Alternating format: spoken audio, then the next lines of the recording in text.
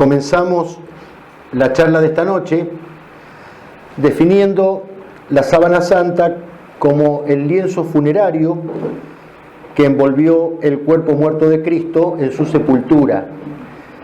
Es un tejido de lino de color amarillento, no es el sudario. Este pudo ser el lienzo utilizado para cubrir el rostro de Jesús en su traslado de la cruz al sepulcro. El santo sudario tiene aproximadamente 83 centímetros por 53 y se conserva en la Catedral de Oviedo, en España. Las manchas de sangre del sudario coinciden exactamente con las manchas de sangre de la sábana santa.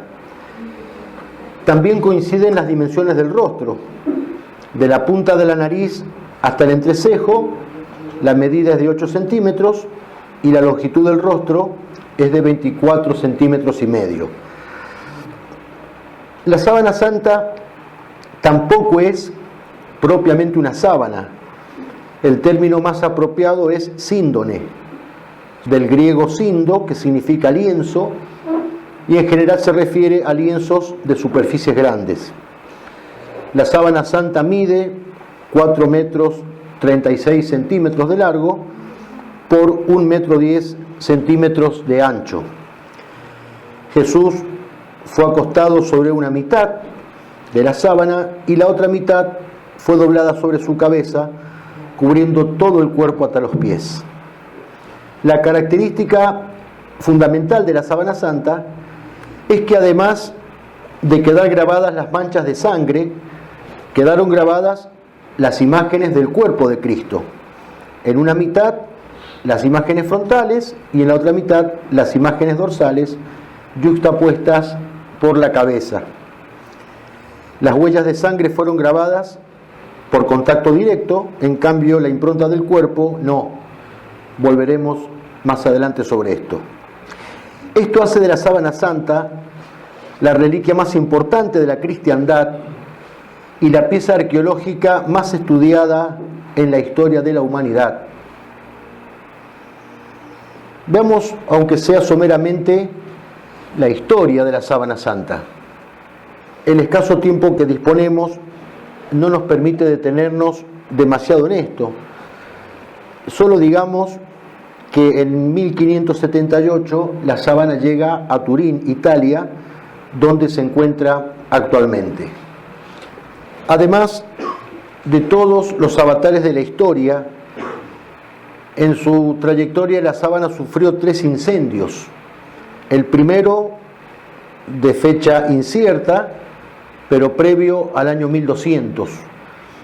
El segundo incendio fue perpetrado por los calvinistas, los protestantes, en el año 1532, que destruyó la capilla santa de Chambéry, donde se encontraba la sábana, y cuyas secuelas se pueden observar.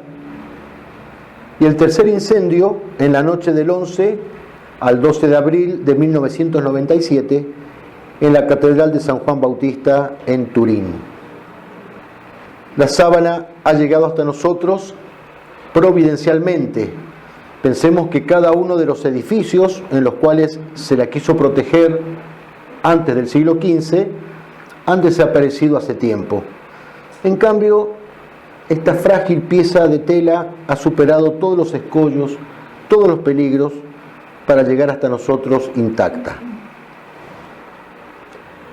Veamos en segundo lugar algunos estudios científicos. El primero de los descubrimientos se lo debemos a la fotografía. El 28 de mayo de 1898, el abogado italiano Secondo Pia, presidente de la Sociedad de Fotógrafos Aficionados, tomó la primera fotografía de la síndone que estaba exhibida. Al examinar las placas en su laboratorio, quedó desconcertado por la inversión de los claroscuros. En el negativo fotográfico aparecía el positivo de la imagen, o sea, se podían apreciar ahora todos los detalles que no se pueden ver a simple vista. Este fenómeno se da siempre que se fotografía la síndone. No existe antecedente alguno comparable con este caso, de los miles y miles de dibujos y pinturas que existen en todos los museos del mundo, de todas las épocas, de todos los países, de todas las escuelas, no hay un solo negativo fotográfico, no hay un solo negativo llevado a la pintura. De hecho, el propio sentido de la negatividad es una imagen es contemporáneo a la aparición de la fotografía. Esto era impensable e inconcebible para un artista medieval. A los 75 años de ese primer descubrimiento de la fotografía, nos encontramos con un aporte muy valioso de la palinología, que es una ciencia desgajada de la botánica que estudia los granos de polen. Para que tengamos idea, cada vegetal produce su polen propio, diferente de todas las demás especies vegetales. En 1973 entra en escena el profesor Max Frei Sulzer, criminólogo suizo, botánico, palinólogo, director del gabinete científico de la policía de Zúrich y perito de la Interpol. Al examinar la sábana, él nota la presencia de esporas de polen en la superficie, la mayoría de las cuales resultaron ser procedentes de plantas exclusivas de Palestina o de Turquía. Y algunas de estas especies existen hoy solamente en estratos sedimentarios. En este apasionante camino de los descubrimientos científicos, cabe señalar que la mayor cantidad de datos que tenemos actualmente sobre la Santa Síndone proceden de los estudios que a partir de 1977 realizó un grupo de científicos de la NASA en Estados Unidos. En ese año se hizo pública su primera aportación con el entonces famoso analizador de imagen BP8, un aparato de alta tecnología espacial utilizado en el análisis y en la descomposición de las imágenes llegadas del planeta Marte para estudiar la orografía. ¿Cómo hacían? Colocaban una fotografía satelital y por la intensidad de los distintos puntos de luz, la máquina transportaba la fotografía de plano en relieve. Hacen lo mismo con fotografías de la sábana santa, la colocan a una foto de la sábana en ese BP8 y obtienen una imagen tridimensional armónicamente perfecta. Si hicieran eso con una foto nuestra, por ejemplo, como resultado obtendrían una imagen deformada, porque de hecho la luz del ambiente y de la misma cámara fotográfica hacen que haya más intensidad de luz en algunos puntos y menos en otros puntos. En cambio en la sábana santa no. O sea, no hay proyección de sombra por efecto de una luz exterior. El cuerpo no ha recibido luminosidad desde afuera, por ejemplo, del sol que entra por la puerta del sepulcro. Esto es importante tenerlo en cuenta por lo que diremos hacia el final. Todo esto implica que la imagen de la síndone fue formada por un, entre comillas, objeto tridimensional. Tras lograr resultados tan alentadores, en 1978 se constituyó en los Estados Unidos el equipo STURP, es una sigla, Proyecto de Investigación sobre la Síndone de Turín. El equipo solicitó y obtuvo permiso de la Iglesia para realizar un estudio no ya sobre fotografías, sino sobre la propia síndone que estaba exhibida. Obtiene el permiso de la Santa Sede y en esta nueva exploración intervienen innumerables disciplinas científicas. Fueron consultados más de 400 expertos en distintas áreas, se realizaron más de 1000 experimentos químicos y luego del trabajo directo de 40 científicos, el STURP llega a las siguientes conclusiones. Sobre la sangre se han detectado componentes exclusivos de la sangre: la hemoglobina, hierro, porfirina, proteínas, albúmina, bilirrubina, en gran cantidad, que se explica por la muerte violenta y por el sudor de sangre. Posteriormente, el doctor Baima Balone ha podido determinar que corresponde al grupo sanguíneo AB, y en base a las características físico-químicas también se puede asegurar que parte de la sangre emanó antes de la muerte y parte de la sangre después. El otro grupo de conclusiones recae sobre la imagen propiamente dicha, decíamos. Y acá tenemos, en primer lugar, la negatividad, que significa que la imagen es un negativo fotográfico, como decíamos recién. En segundo lugar, la tridimensionalidad, dado porque el grado de densidad de cada punto de la imagen está matemáticamente relacionado con la distancia del lienzo al cuerpo. Alcanza la máxima intensidad en las zonas en que el cuerpo tocó la tela, por ejemplo la nariz, la frente, las cejas, y es menos intensa donde no toca, las órbitas de los ojos, los costados o los lados de las mejillas, y sin embargo, en ningún punto de la imagen la intensidad de la marca es cero, lo que implica que la impronta no pudo haberse producido por contacto directo. También volveremos sobre esto. La tercera característica es la superficialidad, que significa ausencia de capilaridad, no hay absorción de líquidos. Por ejemplo, si en una tela cualquiera uno da una pincelada con témpera, con óleo, con una pintura, la tela absorbe y eso pasa al otro lado de la tela, cosa que no sucede con la imagen en la sábana santa. La cuarta característica es la estabilidad térmica. La imagen no ha sido afectada por el intenso calor de los incendios, por ejemplo. En quinto lugar, estabilidad química. Su color es estable a la acción del tiempo, a la intemperie, no puede disolverse, no puede descolorarse, no puede alterarse mediante los reactivos químicos habituales. En sexto lugar, la estabilidad hidrológica.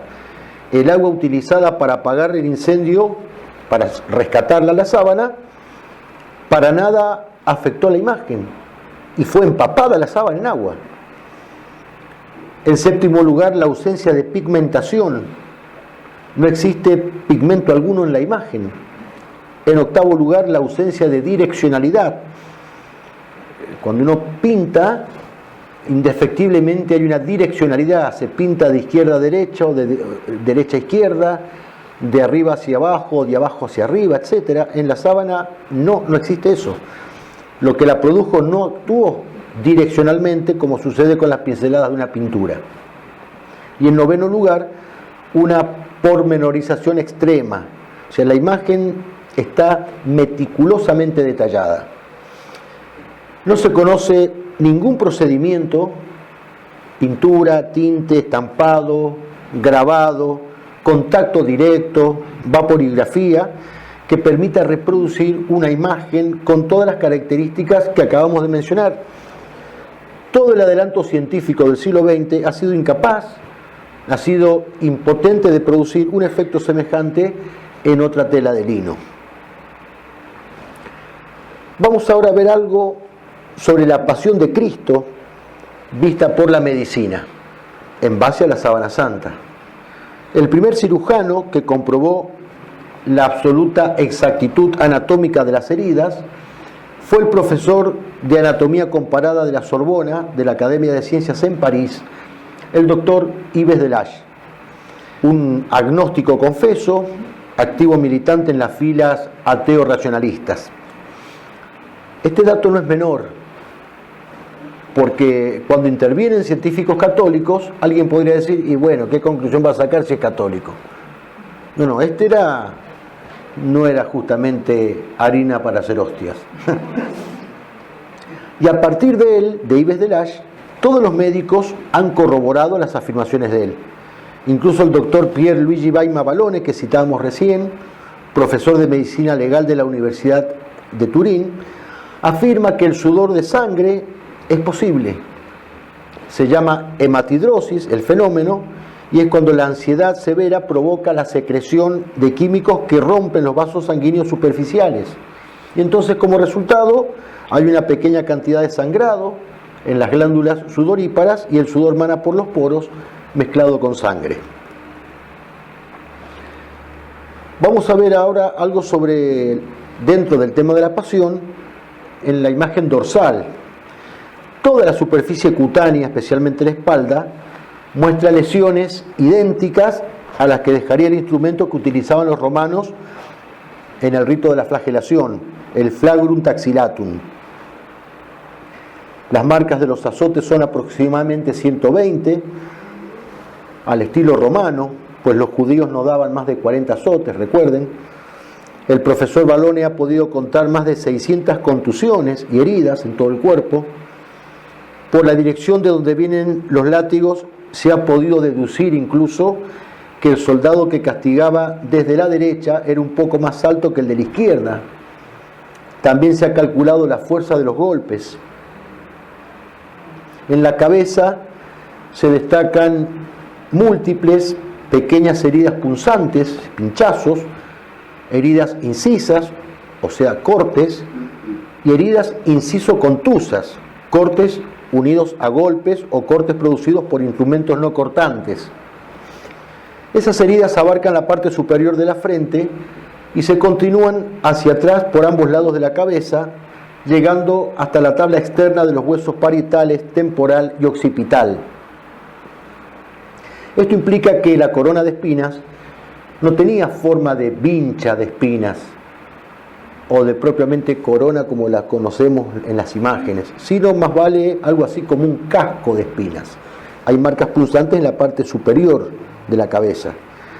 Se trata de lesiones vitales, o sea, el hombre de la sábana en el momento en que fue herido por las espinas estaba vivo, eso quiere decir.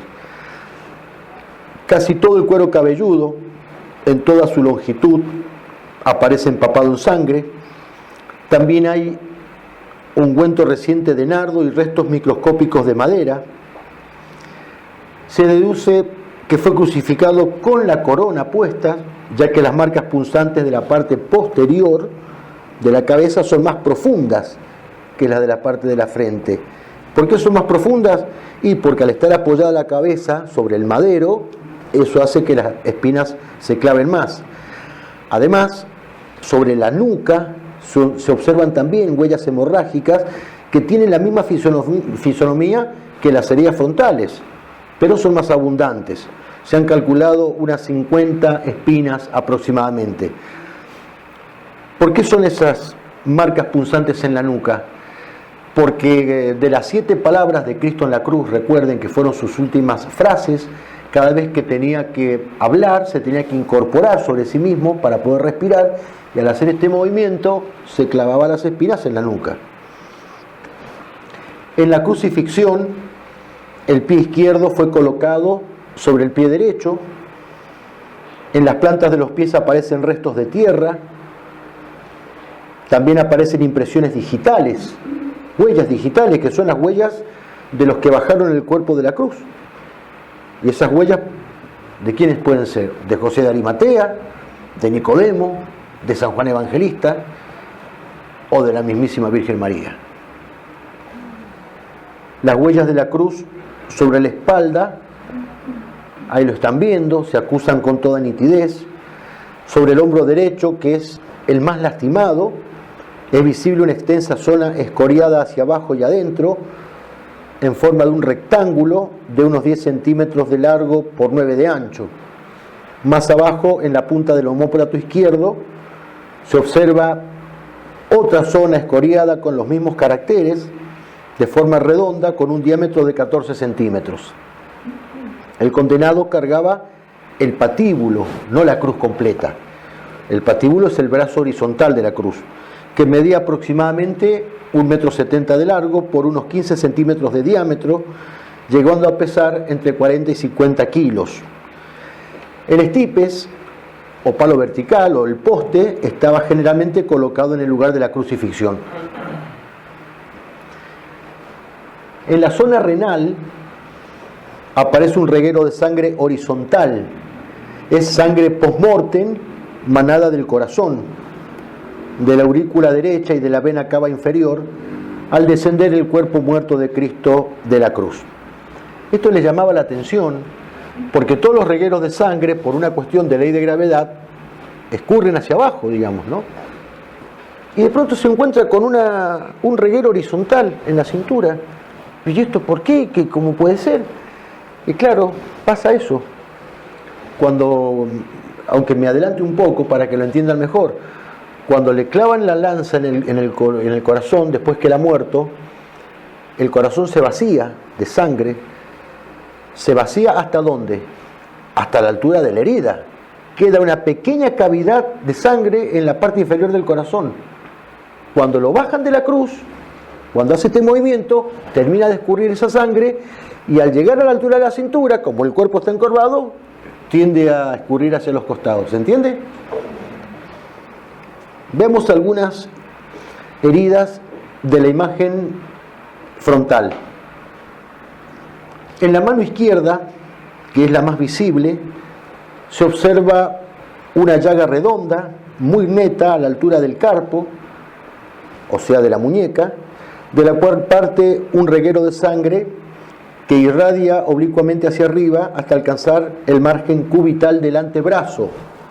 Los clavos, de aproximadamente 8 milímetros de diámetro, no atravesaron el metacarpo, o sea, la palma de la mano, como vulgarmente se cree y como aparece en la inmensa mayoría de pinturas u obras de arte de la crucifixión. No le atravesaron la palma de la mano por la sencilla razón de que no hubiese soportado el peso del cuerpo. Un cuerpo de unos 80 kilos no lo hubiese soportado, se hubiese desgarrado. Sino que en la crucifixión el clavo penetró por el carpo o la región del pulso, por un espacio libre llamado espacio de Destot. Por allí pasa el nervio mediano, que es un nervio motriz. Al ser herido, en forma refleja, pliega el pulgar hacia la palma de la mano.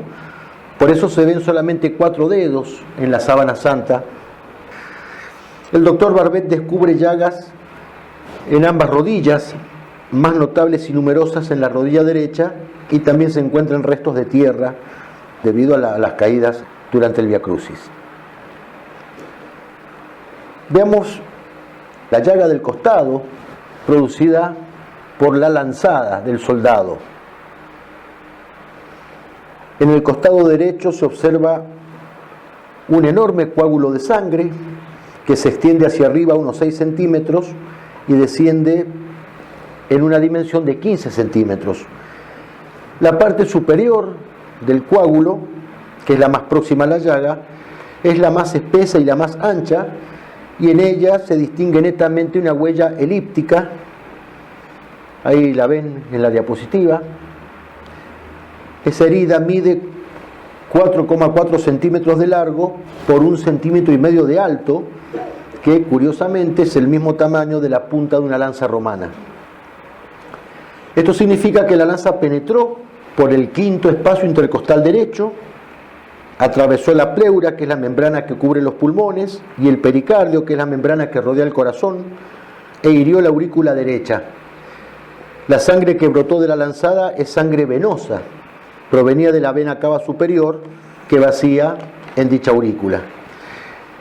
San Juan estaba presente, lo estaba viendo todo, y cuenta que junto con la sangre brotó agua. ¿Se acuerdan el relato? Brotó sangre y agua. Se trata de suero o plasma del pericardio, o bien del exudado en el espacio interpleural. Veamos algunas heridas del rostro. El cartílago de la nariz aparece roto y desviado a la derecha. Podría deberse a una caída al ir llevando la cruz, al no poder apoyar las manos, iba con el atado al palo de la cruz, y al caer, al no poder apoyar las manos, daba con el rostro contra el suelo. Porque también ahí se han encontrado restos microscópicos de tierra, de las mismas características físicas de la tierra que se han encontrado en las rodillas y en las plantas de los pies. El filo de la nariz es todo carne viva. Hay huellas de escupidas en el costado derecho de la nariz, salivazos que responden a lo que ya había sido anunciado por el profeta también, y lo que cuentan los evangelios, que le vendaban los ojos, lo escupían, y después le sacaban la venda y le decían: adivina quién te pegó, ya que eres rey. Bajo la región cigomática o malar derecha aparece una gran contusión, además está abierta y con sangre.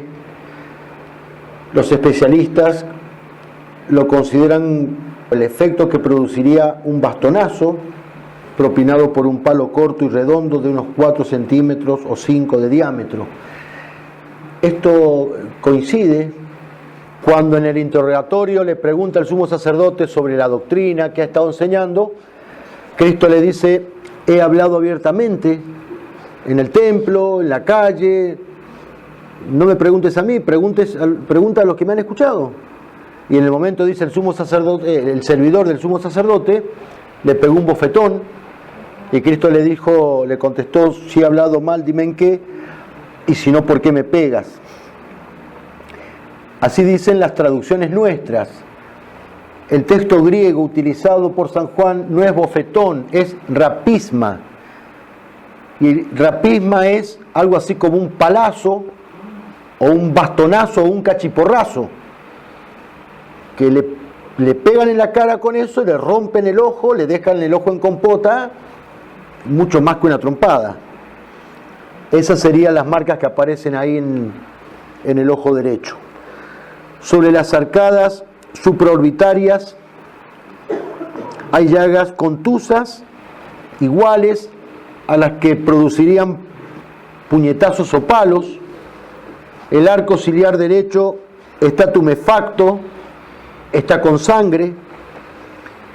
Hay hinchazones y contusiones en la ceja izquierda. En el resto de la cara aparecen diversas escoriaciones, especialmente en la mejilla derecha y en la región frontal. Parte de la barba aparece arrancada. El labio inferior está hinchado y saliente por los golpes o simplemente al apoyar el mentón sobre el pecho al morir. Hay una contusión en el labio superior, contusión en la parte derecha del mentón. Hacia la mitad de la frente vemos, lo tienen ahí en la diapositiva, un breve chorreo de sangre venoso. Es consecuencia de una lesión en la vena frontal. A diferencia de la arterial, la sangre venosa es continua. Y la forma de 3 invertido es debido a la contracción del músculo frontal por los espasmos del dolor. A la derecha se ven 2 regueros de sangre. Uno de ellos baja a lo largo del cabello en dirección del hombro y el otro casi perpendicularmente sobre la frente hacia la ceja. Salen de una herida de punta que lesionó la arteria temporal. La sangre tiene características típicamente arteriosas. A diferencia de la sangre venosa, la arterial es intermitente. Por eso está como cortado el chorreo. ¿Vieron? Empieza, se corta y retoma más abajo. El doctor Cordiglia ha demostrado que todas las heridas fueron producidas en vida del sujeto, excepto la del costado que se infirió post-mortem. A pesar de todo esto, no aparece ningún hueso roto, con lo cual se cumple al pie de la letra lo profetizado por 3 veces en el Antiguo Testamento, que no le iban a romper ningún hueso. También han hecho un examen forense al cuerpo de Jesús en base a la sábana santa. O sea, en el examen externo, sobre la mesa de la autopsia, extienden la sábana y la estudian. Y aparece la figura atlética de un varón de físico armónicamente perfecto, de aproximadamente 30 o 35 años de edad, 1,80 m de estatura, íntegramente lacerado de la cabeza a los pies. De acuerdo a lo que ellos ven o estudian, deducen la causa de la muerte. Una gran hemorragia produce una importante disminución del volumen de sangre que se llama hipovolemia. Esto origina una crisis o shock en el funcionamiento del organismo, llamado precisamente shock hipovolémico, y causa 4 efectos. Primero, el corazón se acelera para tratar de bombear sangre que ya no existe. Segundo, baja la presión sanguínea, lo que provoca una especie de desmayo o de colapso. En tercer lugar, los riñones dejan de producir orina para no perder más líquido del que ya perdió el cuerpo y poder mantener el volumen restante. Son mecanismos automáticos de defensa del cuerpo humano. Y en cuarto lugar, la persona comienza a sentirse sedienta, una sed abrasadora, porque el cuerpo ansía fluidos para recuperar el volumen de sangre que ha perdido. A esto hay que añadirle la postura en la cruz, llamada ortostática, que significa de pie, donde el cuerpo literalmente cuelga de las extremidades superiores. Esta posición de estar colgado así dificulta la llegada del oxígeno al cerebro, ya que por efecto de la gravedad la sangre tiende a acumularse en las partes inferiores del organismo, sobre todo cuando el corazón funciona débilmente. A su vez, por la misma posición, al comprimirse el diafragma, se dificulta la respiración. Para poder respirar, el condenado debía apoyarse, hacer fuerza sobre el clavo de los pies, intentar elevarse como podía, con la fuerza de los músculos agarrotados y acalambradas las piernas. En este alzarse y dejarse caer, fíjense el movimiento que va haciendo las manos. Acá hay un clavo que está haciendo de eje y el nervio está permanentemente rozando sobre ese clavo. En este alzarse y dejarse caer echando la cabeza hacia atrás, se clavan cada vez más las espinas en la zona de la nuca, los calambres musculares aumentan, se agotan las fuerzas y entre atroces dolores el crucificado muere. Es lo que le pasó al Señor. Al sentir que su corazón latía ya en forma errática, con dificultad, y sintiendo ya la inminencia de la muerte, Cristo exclamó: Padre, en tus manos encomiendo mi espíritu, e inclinando la cabeza murió de asfixia o paro cardíaco producido por un infarto masivo. Es curioso que, a diferencia de cualquier persona que muere, primero muere y después inclina la cabeza. Acá es al revés. Inclina la cabeza y después muere. Hay un señorío de Cristo sobre la vida y sobre la muerte. No murió cuando la muerte lo dispuso. Murió cuando Él quiso, como quiso, y cuando Él mismo le dio a la muerte orden para cerrarle sus divinales ojos. Veamos ahora algo de la sábana santa como signo de resurrección. La sábana santa es como un quinto evangelio. Es un testimonio irrefutable de la pasión y de la muerte de Cristo, pero también lo es de su resurrección. Nosotros, por la fe, tenemos la certeza del hecho de la resurrección, pero el modo es un secreto mantenido por Dios. Nadie lo presenció para poder contarnos cómo fue, ni siquiera la Virgen. Solamente 2 testigos lo vieron. Uno es mudo. La noche, oh noche verdaderamente feliz, solo ella mereció saber el tiempo y la hora en que Cristo resucitó de la muerte. Reza el pregón pascual cuando han tenido la gracia de Dios de participar de la vigilia de Pascua. Un testigo es la noche, pero nada nos puede decir.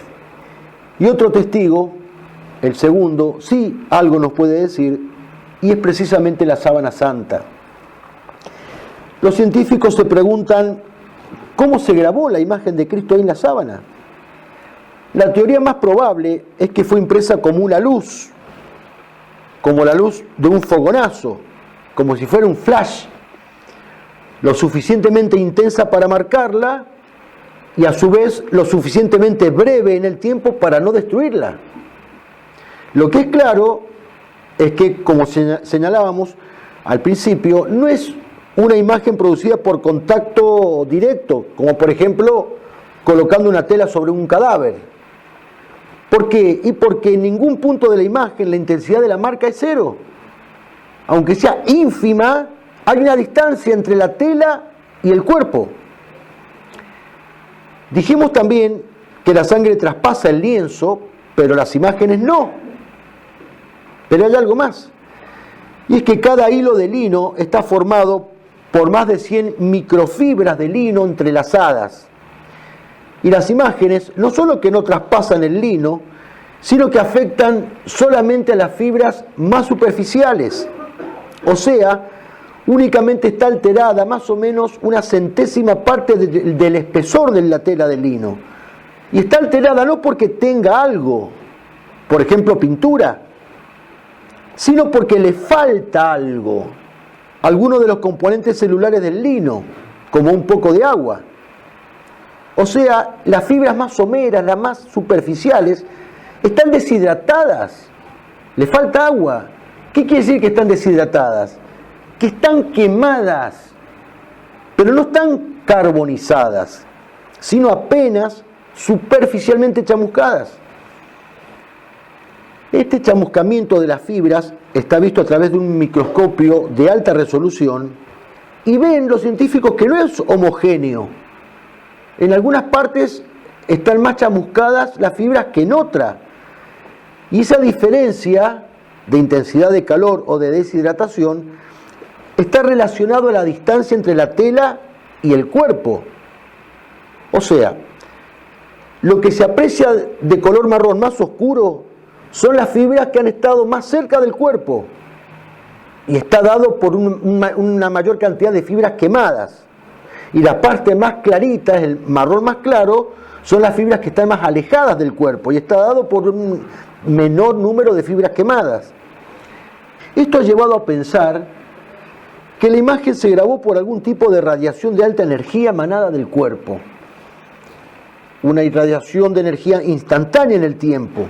Por la profundidad de la quemadura, son 2 o 3 fibras de las 100, del ancho de la tela de las 100 fibras, 1, 2 o 3 a lo sumo.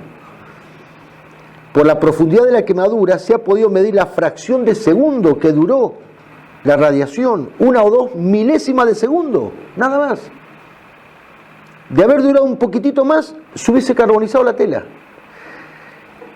Sin embargo, tendría que tratarse de una radiación de energía con unas características no explicables desde el punto de vista físico. ¿Por qué? Porque se trató de una fuerza desconocida, dice la ciencia. Una fuerza desconocida que en una duración infinitesimal produjo una transformación físico-química del cadáver, convirtiéndolo en una radiación lumínico-térmica que dejó inexplicables imágenes, ligerísimas quemaduras en el lienzo que lo envolvía. Esta es la conclusión que saca la ciencia.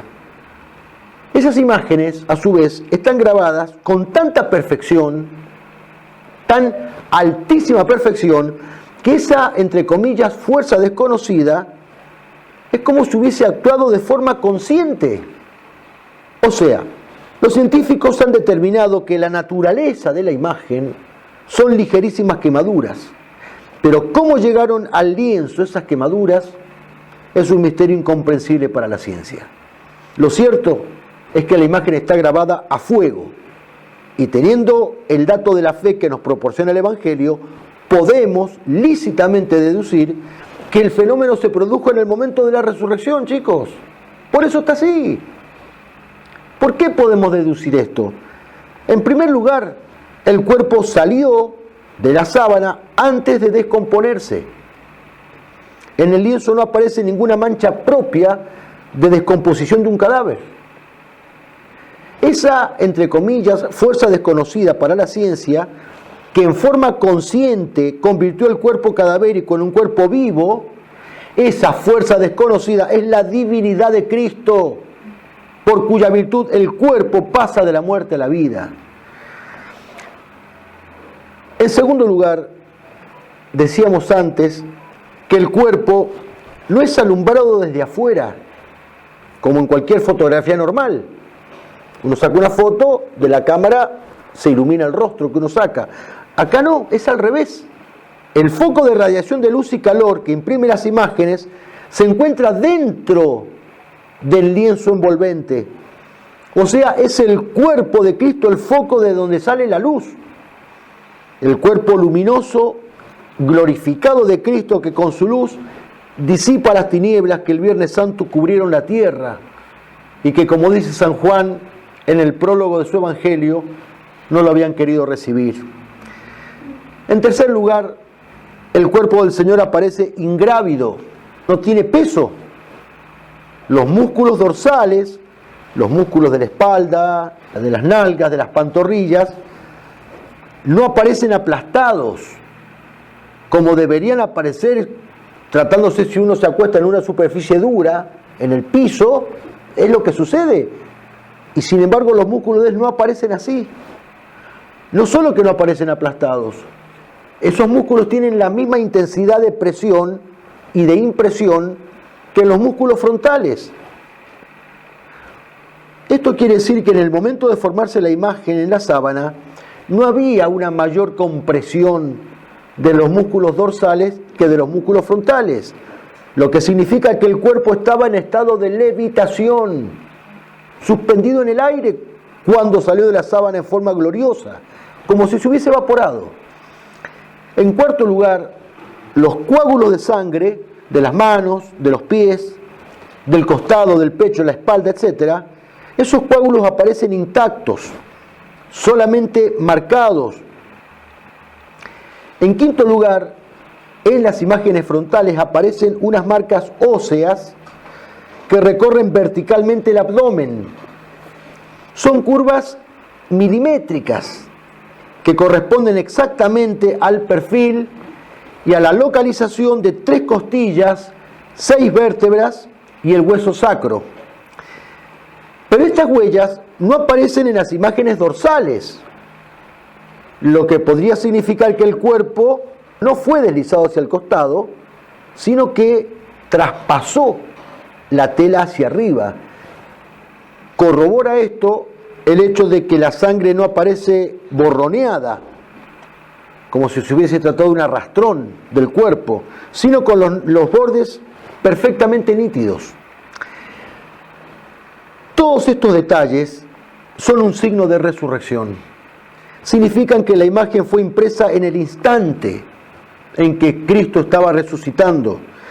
Por eso la sábana santa es como una, llamémosle entre comillas, fotografía del momento de la resurrección, conservada por Dios para nuestro tiempo racionalista. San Pedro y San Juan creen en la resurrección de Cristo gracias a la sábana. Recordemos el hecho, cuando llegan al sepulcro, van corriendo los dos, Pedro y Juan, ¿se acuerdan? Llega primero Juan y no entra, espera que llegue Pedro. Entran los dos, ¿qué es lo que ven? Ven la sábana en el suelo, mal traducido. Ven la sábana al ras del suelo. El término griego es keímena, que es yaciendo. O sea, la ven como allanada, aplastada, achatada, alisada, sin el relieve que tenía cuando cubría el cuerpo de Cristo. Lo mismo con el sudario, que cubría el rostro. No lo encontraron en un lugar aparte, como dicen las traducciones nuestras, sino la traducción sería, lo encontraron en su propio lugar. Por eso dice el Evangelio que al ver eso creyeron. Pues si no, no se entiende por qué creyeron. Si alguien que robó el cuerpo perfectamente pudo lo desenvolvió, tiró la sábana y se llevó el cuerpo. Pero no la vieron así la sábana ellos. No la vieron tirada así en un costado, el sudario en otro. No. Ellos fueron en la sepultura con toda la unción y el amor que le tenían al Señor, depositaron el cuerpo envuelto en la sábana, se fueron y cerraron el sepulcro. Cuando después van al tercer día, ven exactamente lo mismo que ellos han dejado en la misma posición, sin el cuerpo. ¿Se entiende?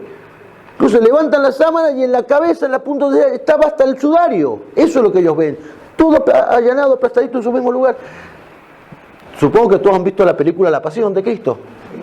Eso está en la Pasión. Cuando termina la Pasión, termina así. Termina que la sábana va como desinflándose, exacto. Entonces, al desaparecer el cuerpo de Cristo, que la sustenta, la sábana simplemente se allana y cae, queda achatada. Por eso es que ellos vieron y creyeron que no podía tratarse de un robo. Vamos a cerrar y digamos, a modo de conclusión, lo que señalábamos al principio, y es que la sábana santa no solo es la pieza arqueológica más estudiada en la historia de la humanidad, sino la reliquia más importante de la cristiandad. No es un dogma de fe, Si alguien no quiere creer en la sábana, no es un pecado contra la fe. En tal caso será un pecado contra la inteligencia. Porque está tan demostrado ya científicamente, pero no es un dogma de fe. Pero sí es un fuerte motivo de credibilidad, como lo fue para los apóstoles.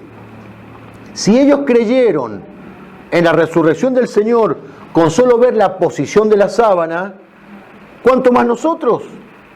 Que gracias al adelanto científico podemos conocer todos los detalles que Dios quiso dejar grabados en ella en forma, digamos, codificada, para que recién 2000 años después, o sea, ahora, se pudiesen, al menos en parte, decodificar. Lo hizo adrede Jesús, adrede dejó eso todo que nadie supiera, excepto en el siglo XX, que se pudiera descubrir todo eso. Antes no se sabía todo esto. Y siempre fue venerada en la cristiandad la sábana. Y todos estos detalles que estamos conociendo no se conocían. Fíjense que el Evangelio, por ejemplo, fue escrito para todos los tiempos. En cambio la sábana santa no. Ya que solamente hoy, digo, es posible descifrarla gracias a la moderna ciencia. Sin ser dogma de fe, es un profundo mensaje de fe. En una frase angustiosa que recoge el Evangelio, el Señor preguntó si cuando vuelva por segunda vez encontrará fe sobre la tierra. La gran crisis de fe que atraviesa no solo el mundo, sino la misma jerarquía de la Iglesia, nos hace sentir una profunda orfandad espiritual por la apostasía de muchos pastores. Pero el Señor no nos abandona. Y en un tiempo en que los maestros de la fe han claudicado, providencialmente, la ciencia viene a confirmar el misterio central y el mayor de los dogmas de nuestra fe, la pasión, muerte y resurrección de Jesucristo. Si contemplamos con detenimiento la sábana santa, descubrimos que se trata no de un hombre cualquiera, sino del hombre Dios. Descubrimos el rostro de un hombre profundamente dolorido, profundamente sufriente y a la vez profundamente sereno. Divina armonía que jamás la mano humana pudo lograr en más de 20 siglos. Los mejores artistas y pintores de la historia enmudecen avergonzados ante esta imagen, entre comillas, pintada, grabada a fuego por la mano de Dios. Hasta en los más mínimos detalles se muestra la expresa voluntad de Dios de dejarnos estas imágenes. Dice el Evangelio que hubo que apresurar los ritos de la sepultura de Cristo para que lo pudiesen depositar en el sepulcro antes que comenzara el descanso sabático. Por eso es que apenas someramente limpiaron las heridas del cuerpo. Y como no lo pudieron completar a tiempo, se apuraron, lo depositaron en el sepulcro y las mujeres volvieron a la tumba las primeras horas del domingo. ¿Para qué? Justamente para completar los ritos que habían quedado inconclusos. Por eso iban con ungüentos. También aquí se cumplió al pie de la letra la profecía de Isaías. Golpes, magulladuras, heridas frescas, no cerradas ni vendadas, ni limpiadas con aceite. Pensemos que de haberse limpiado totalmente las heridas, rasurado el cabello, los bigotes, la barba, como era costumbre judía, los científicos de hoy habrían perdido gran parte de los datos. Pero esa sangre preciosa quedó allí, por expresa voluntad del Señor, para que nosotros la pudiésemos ver, contemplar y adorar. En el momento de resucitar, en el momento de vencer la muerte, en el instante de grabar a fuego su imagen en ese lienzo sagrado, estaba pensando en nuestro tiempo, estaba pensando en los hombres de hoy, estaba pensando en nosotros, esperando encontrar de nuestra parte una respuesta de fe, de amor y de vasallaje. Muchas gracias.